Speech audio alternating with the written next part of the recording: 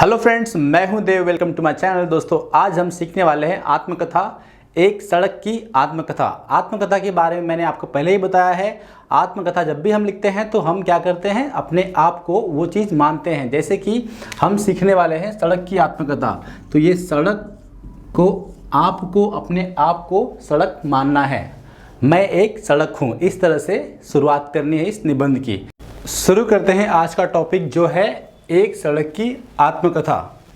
मैं एक सड़क हूँ जिसे आप अपने बचपन से देखते आ रहे हो। आज मैं कितनी लंबी चौड़ी हूँ, मेरा विस्तार हो चुका है, लेकिन मैं पहले ऐसी नहीं थी। मेरी कहानी सुनना चाहते हो तो सुनो।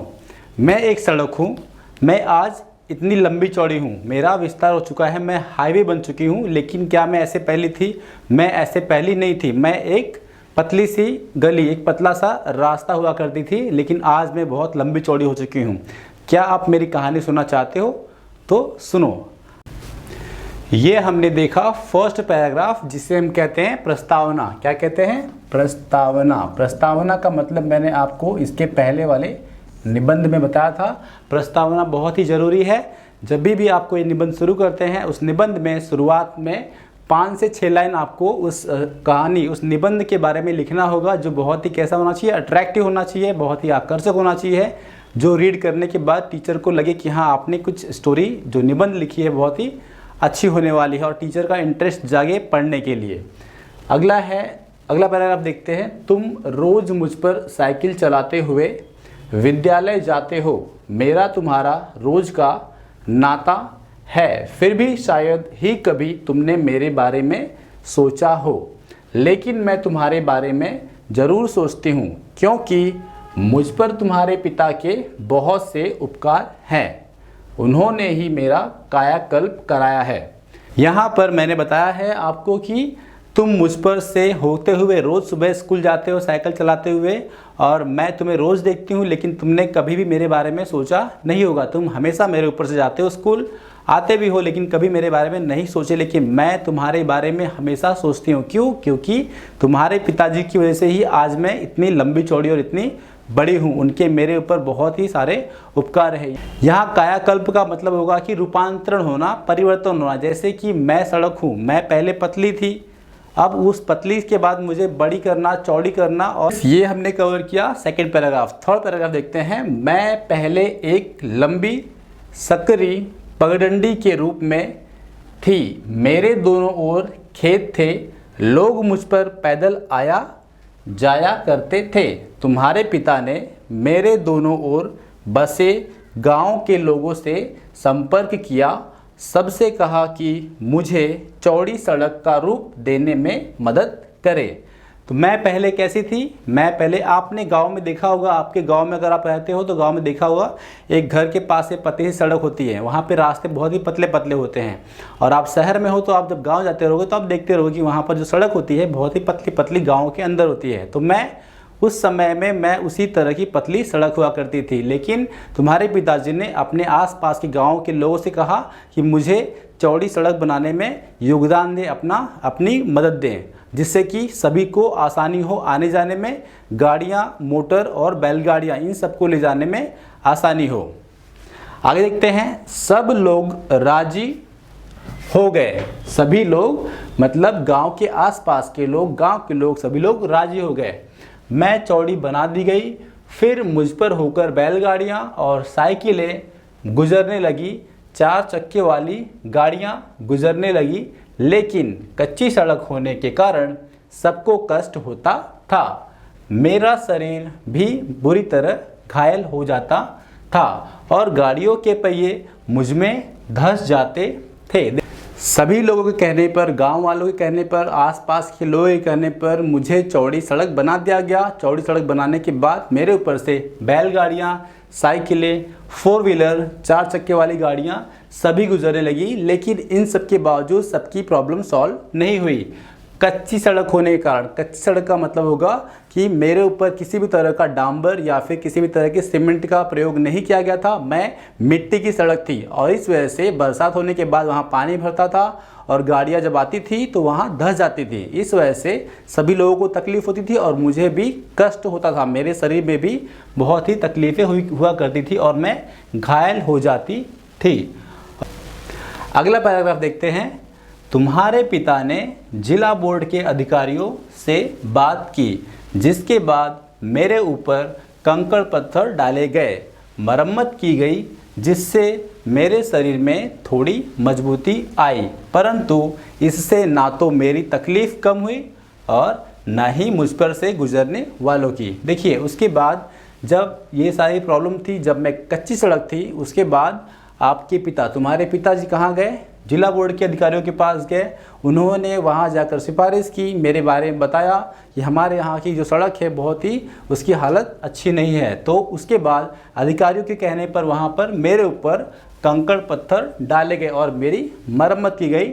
उसके बाद मेरे शरीर में थोड़ी मजबूती आई, लेकिन फिर भी लोगों की तकलीफ़ें और मेरी तकलीफ़ें कम नहीं हुई। अगला पैराग्राफ देखते हैं। सौभाग्य से चुनाव प्रचार करते हुए कुछ लोग मुझ पर से होकर जा रहे थे। एक नेताजी को लाकर तुम्हारे पिताजी ने मेरी हालत के बारे में बताया। मतलब इलेक्शन का समय था, उस समय गली गली गांव-गांव नेता अपने चुनाव पार्टी का प्रचार कर रहे थे। उस समय तुम्हारे पिताजी ने एक नेताजी को लाकर मेरी हालत के बारे में बताया। एक नेताजी को लाकर तुम्हारे पिताजी ने मेरी दुर्दशा उन्हें दिखाई। फिर तो चमत्कार हो गया, एक पक्की सड़क के रूप में मेरा रूपांतरण हो गया। इस वजह से इस क्षेत्र में लोगों का आवागमन बहुत बढ़ गया। बड़े बड़े वाहन मुझ पर दौड़ने लगे, मेरे दोनों ओर मकान खड़े हो गए और दुकानें बनने लगी। क्या हुआ उस समय? जब नेताजी गली गली घूमकर अपना प्रचार कर रहे थे, उस समय तुम्हारे पिताजी एक नेताजी को पकड़कर लेकर आए और उन्होंने मेरी दुर्दशा उन्हें बताई और उस समय मानो चमत्कार हो गया और मेरा रूपांतरण एक पक्की सड़क के रूप में कर दिया गया। पक्की सड़क मतलब कि उस समय मैं मिट्टी की और कच्ची सड़क थी और मुझे उसके बाद सीमेंट की रोड एक पक्की सड़क के रूप में परिवर्तित कर दिया गया। और इसके बाद उस जगह पर वहाँ पर बड़े बड़े गाड़ियाँ और दौड़ने लगी, बड़ी बड़ी गाड़ियाँ दौड़ने लगी और मेरे दोनों ओर मकान खड़े हो गए, मेरे दोनों ओर मकान खड़े हो गए और दुकानें खुलने लगी। तो अगला पैराग्राफ देखते हैं। अब तो मेरे किनारे किनारे पेड़ लगाकर हरियाली भी कर दी गई है। 3-3 जगह मेरे ऊपर अलग अलग दिनों में बाजार भी लगाया जाता है। गाँव से आकर लोग यहाँ सामान की खरीदारी भी करते हैं। मैं गर्व के साथ कह सकती हूँ कि मेरे कारण आसपास के गांव की उन्नति हो रही है। सरकार की पंचवर्षीय योजनाओं का लाभ भी उन तक पहुंच रहा है। अब तो मेरे किनारे देखिए, रोड चौड़ी होने की वजह से अब वहां पर गाड़ियों का आना जाना हो गया और इसके बाद मेरे ऊपर उस रोड के चारों तरफ हरियाली मतलब है कि वहाँ पर पेड़ लगा दिए गए हैं और 3-3 जगह पर, मतलब मेरे ऊपर रोड पर 3-3 जगह पर अलग अलग दिनों में वहाँ पर बाज़ार लगते हैं और उस बाज़ार में आसपास के सभी गांव के लोग वहाँ पर ख़रीदारी करने के लिए आते हैं। और इस वजह से मैं अब गर्व से यह कह सकती हूँ कि मैं आसपास के गांव वालों के लिए उन्नति का कारण बन रही हूँ। मतलब कि आसपास के गांव वाले मेरे वजह से कमा रहे हैं और उनके लिए रोज़गार मिल रहा है। इस बात की मुझे खुशी है और मुझे गर्व है।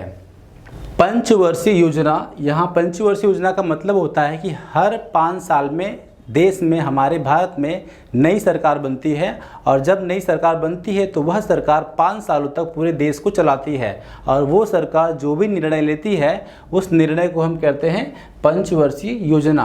और इन पंचवर्षीय योजना के अंदर किसानों के लिए, मजदूरों के लिए, हर किसी के लिए कुछ न कुछ होता है जो लाभ उन तक पहुंचने के लिए सरकार की तरफ से दिया जाता है। और इन सारे लाभ को पहुंचाने के लिए मैं भी एक माध्यम हूं, क्योंकि मेरे ऊपर से ही होकर गाड़ियां आती हैं और उन लोगों के लिए, मजदूरों के लिए, किसानों के लिए और सभी लोगों के लिए जो भी सुविधाएं होती है वो उन तक पहुँच पाती हैं। तो अगला पैराग्राफ देखते हैं। तुम्हारे विद्यालय के पास एक डिग्री कॉलेज बन गया है। लड़कियों के लिए कन्या पाठशाला चल रही है। बाजार में एक बड़ा अस्पताल खुल गया है। मुझे इस बात की खुशी है कि मैं इस क्षेत्र की जनता के लिए बहुत उपयोगी साबित हुई हूँ। तुम्हारे स्कूल जहाँ तुम पढ़ते हो उस स्कूल के पास अब एक डिग्री कॉलेज बन गया है और लड़कियों के लिए एक अलग से स्कूल खोल दिया गया है जहाँ पर लड़कियाँ जाकर पढ़ सकती हैं। बाज़ार में एक बड़ा अस्पताल खुल गया है। मुझे इस बात की खुशी है कि मैं इस क्षेत्र की जनता के लिए बहुत उपयोगी साबित हुई हूँ। और तुम्हारे घर के पास बाज़ार में अस्पताल खुल गया है बड़ा, जिससे आप पास के जो गांव वाले हैं उन्हें अगर कोई बड़ी प्रॉब्लम हो तो कहीं दूर जाने की बजाय वो नज़दीक ही जाकर अपना इलाज करवा सकते हैं और अपनी जान बचा सकते हैं। इस बात की मुझे बहुत ही खुशी है क्योंकि मैं आप लोगों के बहुत काम आ रही हूँ और आपके आसपास के गांव वाले के लोगों के लिए भी काम आ रही हूँ।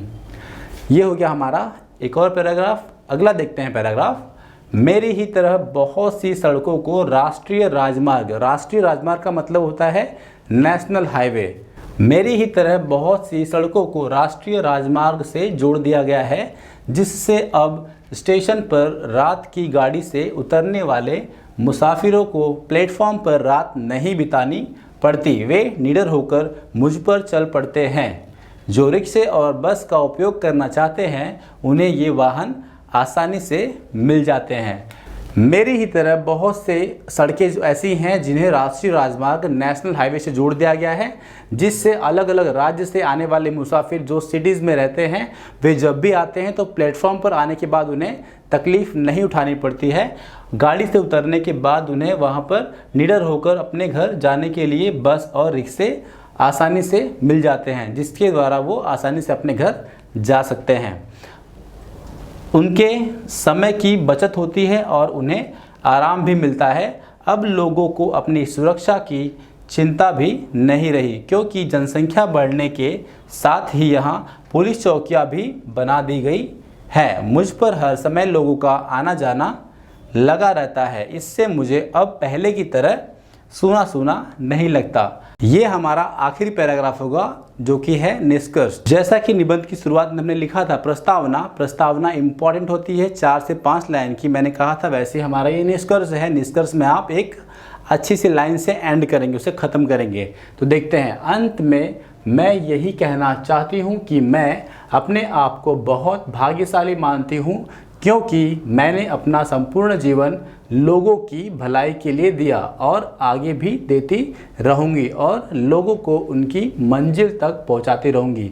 मैं अब ये कहना चाहती हूँ कि मैं अपने आप को बहुत ही भाग्यशाली मानती हूँ। क्यों? क्योंकि मैंने अपना पूरा संपूर्ण जीवन लोगों की सेवा में गुजार दिया और मैं चाहूँगी कि मैं आगे भी लोगों की सेवा करती रहूँ और लोगों को उनकी मंजिल तक पहुँचाती रहूँ। तो फ्रेंड्स, हमने आज कंप्लीट कर लिया है ये एक आत्मकथा। और फ्रेंड्स, एक बार फिर देख लेते हैं कि हमें लिखना कैसे, शुरुआत करनी है कैसे। शुरुआत मैंने आपको बताया था कि हमें अपने आप को समझना है, तो यहाँ पर भी हमें समझना है कि सड़क आप खुद ही हो।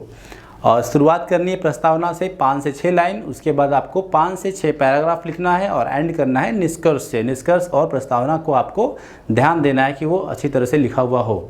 तो फ्रेंड्स, लिखिए एग्ज़ाम में अच्छी तरह से और अच्छे मार्क्स स्कोर करिए। Thank you very much. मिलते हैं अगले वीडियो में, तब तक के लिए टेक केयर।